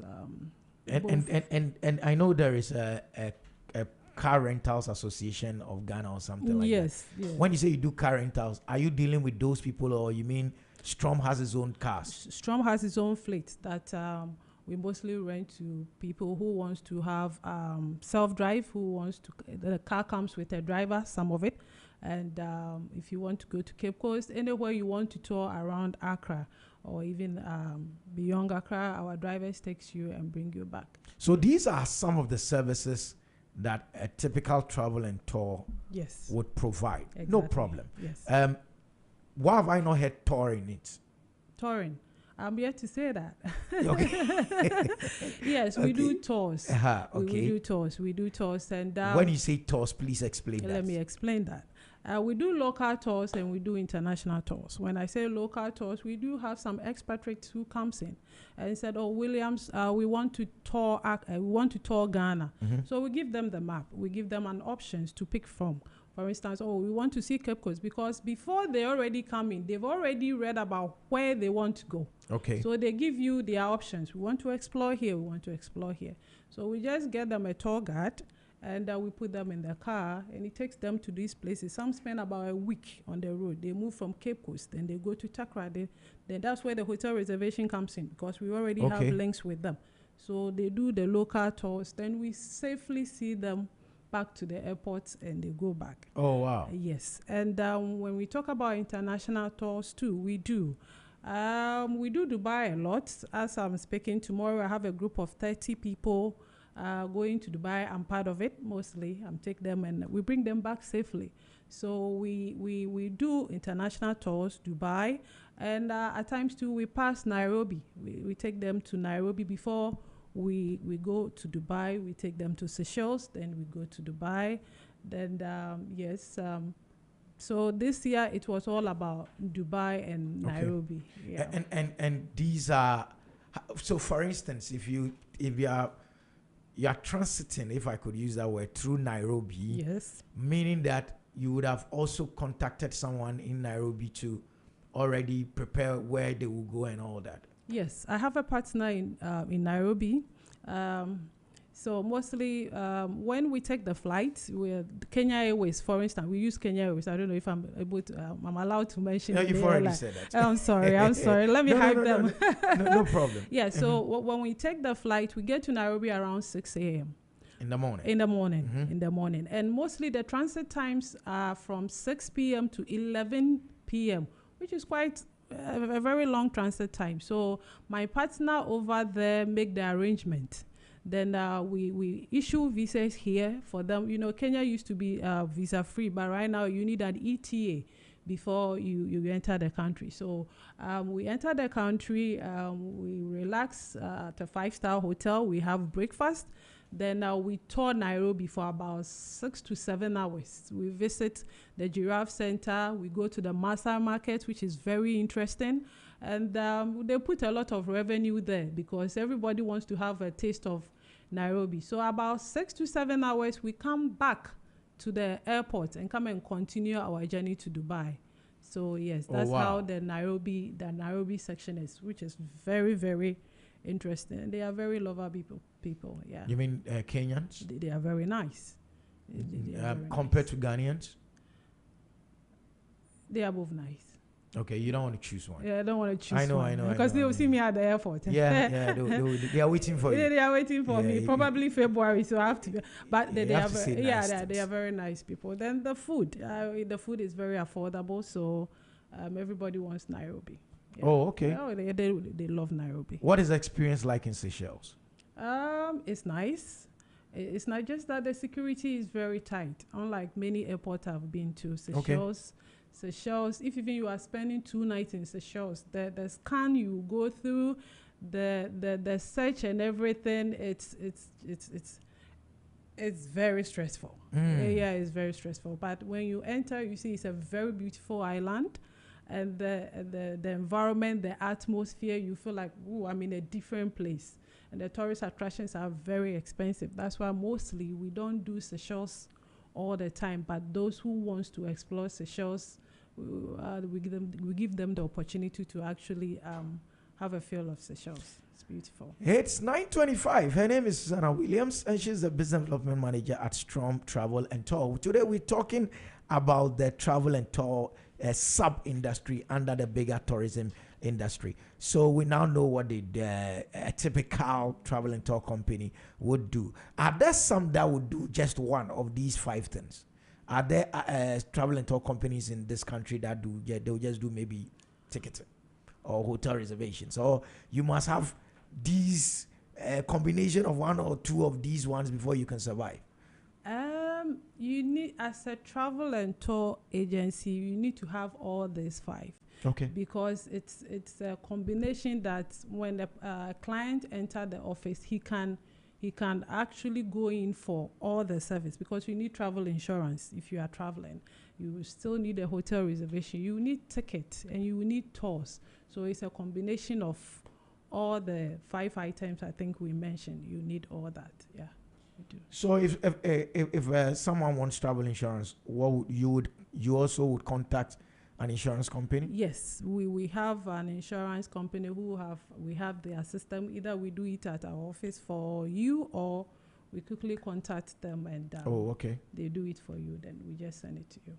Okay, now we know what they do. Now let's go into challenges. Okay. Every industry has its own challenges. Every sub-industry, every sector have their own unique challenges and all that. Here on the Zed 101.9 FM, what we try to do every morning on Business Breakfast is also to help our listeners to understand certain industries, to understand the players within the industry, and whether there are opportunities in there or not. We'll talk about that. But every industry has its challenges, and we want to educate our listeners on that score. What would you say are the challenges that travel and tour companies or travel and tour agencies in Ghana face? Right now, we're facing inflation. Oh, okay. Inflation. Because before someone comes to the office to buy a ticket, he has already, like you said, at times they check online, and they also come to know the price of the ticket. So, for instance, if you walk into my office and I give you, for instance, your routine is Accra, London, Accra, and I give you about 15,500 Ghana cedis ask the cost of the ticket. You are not ready at that time, so you said, okay, I'll get back to you, Williams. I said, that's fine. Then maybe in 3 days' time, you come back to the office. It's now, let me say, 23,000, which happens. Then the passenger will be standing there. It's like, can't you do anything about it? Can you reduce it? And there's nothing I can do about that one. So then the person has to cancel the trip, or he has to go and find extra money to come and add it to buy the ticket. So when things are not really stable, it becomes a very big challenge for us. So foreign exchange fluctuations. Foreign exchange fluctuation. It makes the work, or it makes sales go low. Yeah. And is that to say that people then would reduce the number of travels they do, or what? I mean, financing is a big problem in the industry. Yes, it makes sales go low, Okay. like I said, because people do have visas. Yeah, people have visas, but they don't have the ticket cost. Oh, wow. Yes, they don't.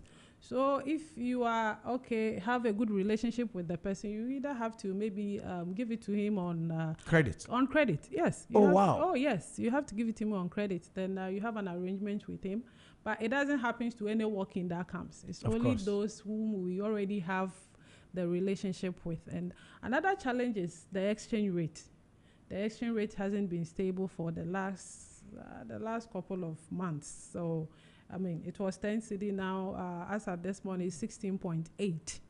So, if even the ticket is $1,000, and ticket cost can be the same. Maybe, for instance, it's been $1,000 for some time, but it's our exchange rate which makes the ticket goes up.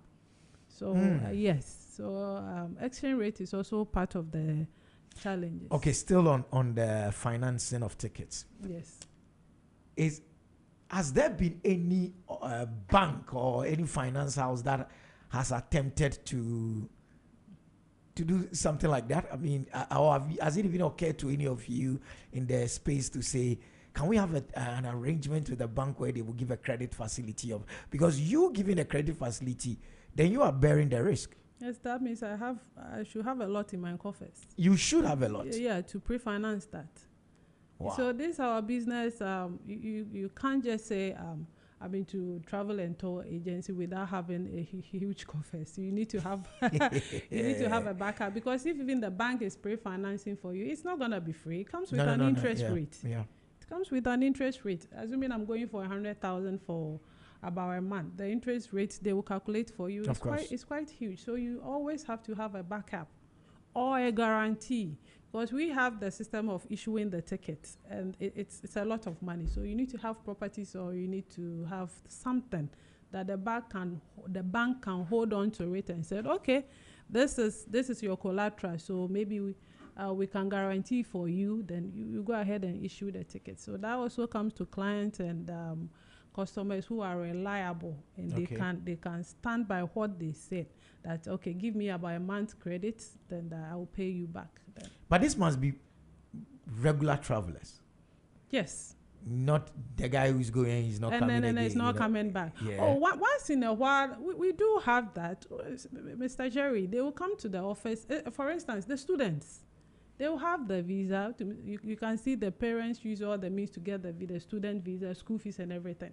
Then generally you can see he needs the help, but he doesn't have it. So when it happens like that, then it's not at all. So you SSL Obuano, and the assurance is, oh, Miss Williams, I'm gonna pay you back when I arrive. I've been in situations like that. So you personally? Personally, I've been in situations like that. So when it happened, I said, okay, I talked to my partner. We'll find a way to it. And amazingly, those students that we've actually credit tickets for, they've done very well. Some of them are in Italy. A lot. You're doing good. We are. We're trying. We are trying. Yeah, it is that kind of a country. So we need people like you who would help. So we look at financing as one of the big challenges within the industry. Are there any other challenges we've not discussed? Yes. I don't know how to put this. Maybe defrauding people through the internet. You see, there are a lot of travel agencies. Okay. There are a lot. And for instance, let me use this example before I come to that. When someone pays for a Dubai tour, okay, a Dubai tour has always been the same cost, $1,200 to $1,400. Nothing changes. It's just our exchange rate, which makes the yes. So when the person pays the money, he asks, are there other costs to it that I don't know? I will tell them, oh, that is it. If you paid $1,400 or $1,200, it covers the ticket, the hotel, the tour, some dinner, daily breakfast, and everything. But they will tell you, oh, there are other agencies. When we pay the money and we get there, they say there are other hidden charges. We have to pay this. We have to move here. And now you tell them, be rest assured, there is nothing like that. That is one of it. And people now also book online, which when they book and it's like the day of departure, they don't see anything. So those challenges so it affects the reputation of the industry. It affects the reputation of the industry on we, the good ones who truly want to actually make the tour happen. But they are finding it difficult to pay because of past experience. It comes in the visas because most people make payments and they didn't actually receive what they were promised. So it becomes very, very challenging for us. So I mean, is it not a difficult job to carry? How many are going tomorrow? 30. Is it not a difficult job to carry 30 grown-ups to a country they might not, maybe they visited or not, but they are going as a group? Is it not a headache? Because even if they are 5, your room is set, is your bath working, is your shower working, have you eaten? I mean, for how many days? Jerry, thank you so much for asking this. It's one of the biggest challenge.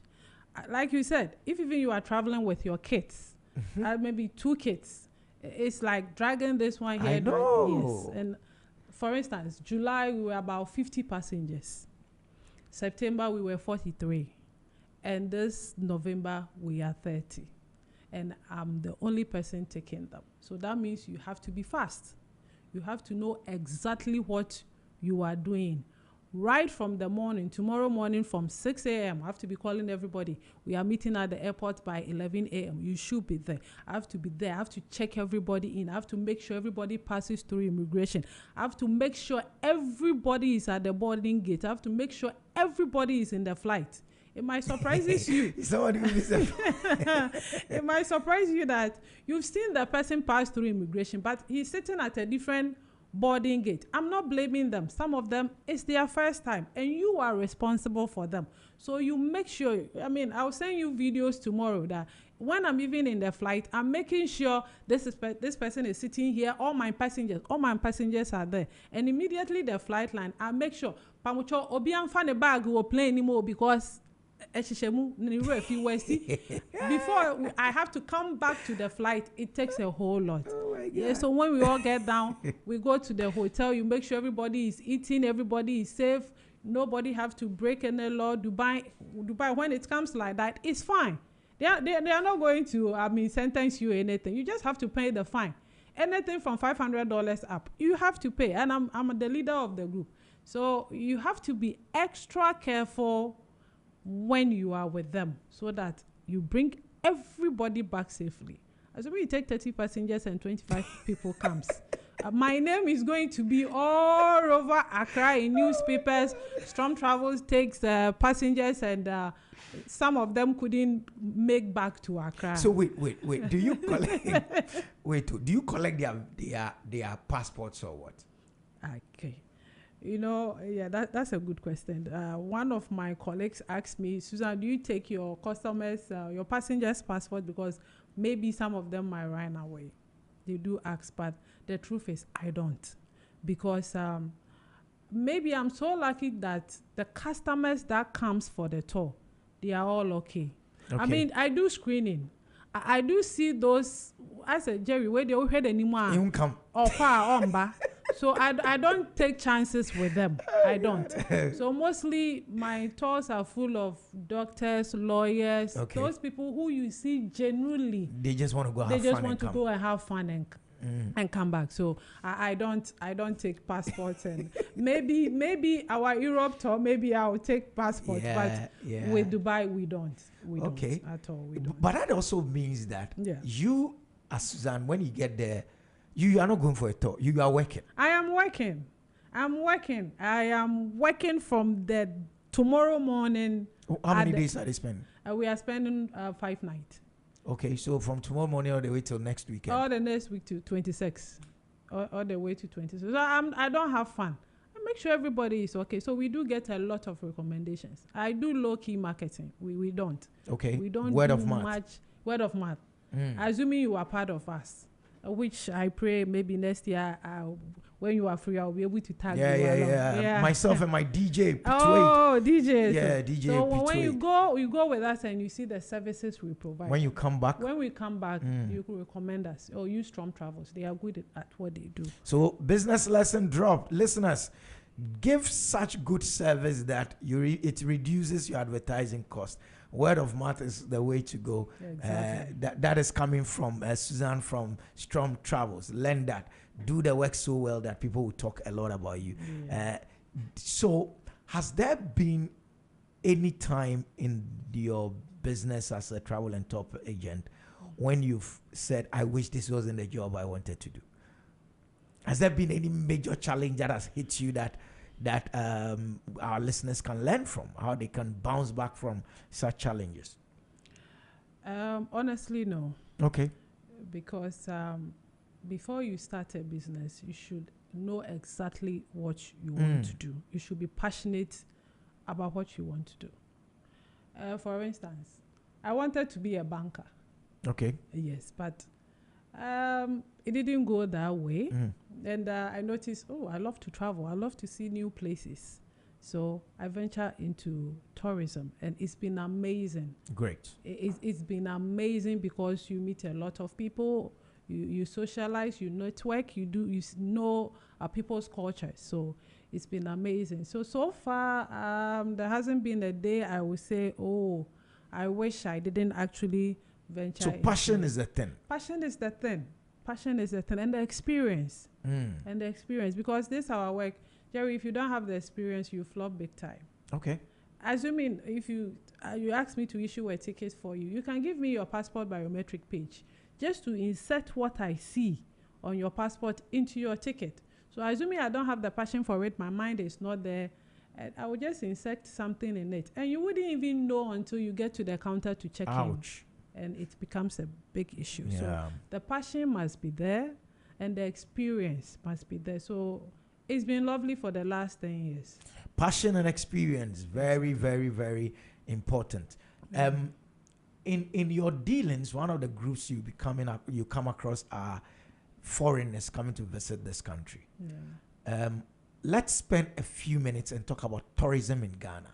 Okay. What do you see as the challenges, and then maybe from there we'll go into the potentials of this country as a tourism destination? The few expatriates we've actually hosted here, like I said, before they come to the country, they already know They've Googled whatever they want to do. What they want to see. But the only feedback that they leave for us is our currency. Because mostly they do complain that when, Suzanne, we just change $100 and everything is gone. Yeah, this is Ghana. This is Ghana.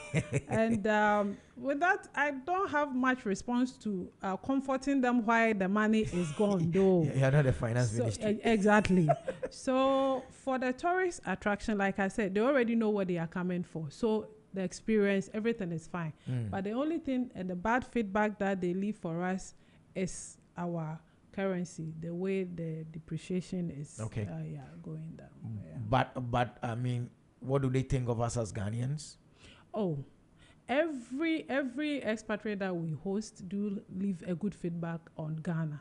that we are very lovely. The food, I don't know about the food. They really enjoy the food. Yeah, the food is nice. The people, we are very lovely, and the weather is great. I mean, amazing feedbacks. Okay. Amazing feedbacks. Amazing. Mostly when they go to Cape Coast, I once accompanied some, and I have to. They were sharing tears all over because of the experience and everything. Akosombo, they love it. Tamale, I couldn't actually go with them because of the distance. I had another group I was hosting. Yeah. So far, the experience on the few people we have from outside, it's been lovely. Just that the only thing is about the money, our money. Where in Ghana would you recommend anyone listening to us visit? Whether local or international, where are the tourist hotspots that you think Ghanaians we should even visit more than the foreigners? Boti Falls is in the eastern region. Boti Falls is fine. Brew Botanical Garden is nice. It's just around the corner. When you visit, you can also pass Peduase to have a feel of the nature. Then Cape Coast is nice. You have the time, you visit Kakum National Park, and you visit the two castles, both Elimina and Cape Coast Castle. Then Akosombo. You said Akosombo. What is there to see at Akosombo? Akosombo. You see, when we arrive in Dubai, we have one tour that is exactly as Akosombo. You see the ferry there, the Dodi Princess. The Dodi Princess. Yes. We have the same thing in Dubai. So I always tell them, then let's just go to Akosombo and eat and dance on the cruise and we come back. It's still the same cost. Yes, but they want to travel and see. Travel yes, is important. So, yes, they have the Dodi Princess boat there, which comes with food. It comes with live band. It takes you about an hour through the lake to the island. Then they bring you back. So that experience is very fantastic. I recommend we all should have one weekend with the whole family and let the kids experience that. It's not every day they have to be indoors. Ghana, we don't do a lot of local tourism. I mean, we don't travel around the country. We ourselves, we don't travel much. We don't. Within our own country. Within our own country. But there is a lot to see. There is a lot to see. If we have the time to drive about an hour or two, they can have a look at these places for the kids so that, when they go to the classroom, they can know more about Ghana. Yes. Yeah, but I think for Ghana too is the same money issue for us. It's the same money issue for us because you need to fill up your tank and I have a lot on you before you proceed to any of this. So interesting. Yes. Because someone recently was doing a calculation. He said if he did Damango with his family of 5, it was going to cost him like 30,000. To go where? To fly the family of 5 to Damango to do the game reserve and all the northing and he said 30,000. Yeah, family of 5. Yeah, family of 5. He said he would fly them and then he would rent a 4-wheeler and go spend a week. I'm like, his calculation is right because he needs a domestic flight. To get there, he has to book a hotel. He needs a 4-wheel drive. He has to pay for the tourist attraction. He needs to eat. So he's 30,000. He did the world calculation. So it's you see, locally it's even expensive. Locally, unless you want to do the one, if you're in Accra, you want to do the one within, then you send the kids to the Kwame Nkrumah Memorial Park. And, yes, you send them there. Yeah, that's a great place. It's very beautiful. They've done a good job there. Yeah. So, are there things you think as a country, aside the money issue, we can do to attract a lot more tourists? Are there things we should be doing that would bring us a lot more tourists so that people like you will get a lot more business? A lot more business. We just have to work on our exchange rate. Okay. We just have to. We, the agents, my other travel and tour agents, we are doing very well to bring in a lot of people to come to Ghana. Because when they come to Ghana, revenues are okay. They come to spend money. Yes, so we are doing well to bring those people. So when they come and they put in money in here, it helps. So if maybe the government can start working on the exchange rate, it makes the standard of living very affordable. and they can all come, because they also factor in the flight cost, they factor in hotel, and theirs are even more slightly expensive than we going to Dubai and Okay. other parts, because we move as a group. The tour we having tomorrow is $1,400 Okay. because it's a group, and the airline give us everything because. Oh, okay. So there'll be a group discount There sort will be of, and and you all. pass it on to the clients. Yes. Okay. But if they are coming individually, now, for instance, the cost of ticket to Dubai, if I check for you this morning, it might be more than $1,000. But we as a group, we are having $1,400. That comes with hotel. All the things, Yes. yeah. So for them coming, it's expensive. So if the exchange rate is stable, it makes everything very affordable for them to come. Because we are really doing outside marketing. We even have a conference in Amsterdam, Utrecht on January. Okay. When we go, we do marketing to get them to come to Ghana, to come and have a look at what we have here. But if they make the calculation and it becomes expensive, they will just say, oh, Williams will make it another time. I still have in contact with a lot of people whom we have these privileges to talk to last year, which is still pending. And this year we want to go back to them and said, okay, are you ready? Can we do it this year? So we are praying the inflation and the exchange rate stabilizes so that we will be able to have more people in Ghana. What has Dubai done that is making it so attractive that you've sent? By my calculation, you've done more than 100 people this year to Dubai. About 200 to 300. God. Yes. But starting, our first tour was February. Yeah. And it's ending in December. But December, it's not like a group tour. It's individual families. Okay. Yeah. So about 300. Yeah. So Strom Travel and Tour alone is sending about 200 people to Dubai in a given year. Yeah. What is making the place so attractive that people are also not sending people to Ghana? Dubai airport alone can take a day to tour. Okay. Yes, they have a lot there to see. Jerry, I think that is the statement. They have a lot there to see. Jerry, it's a lot. It's a lot. If even you are touring Dubai Mall alone, it can take a month to tour the places. That place is a month. So assuming somebody, if you're not even going through Storm Travel, he said, we have those individuals, they just book their ticket, do their visas and go. I'm not even going anywhere. I'm just going to the mall for the 7 nights. They can stay there, see new places, especially in the evening. They can just stand by the water fountain, and it's a whole lot to see, let alone the others.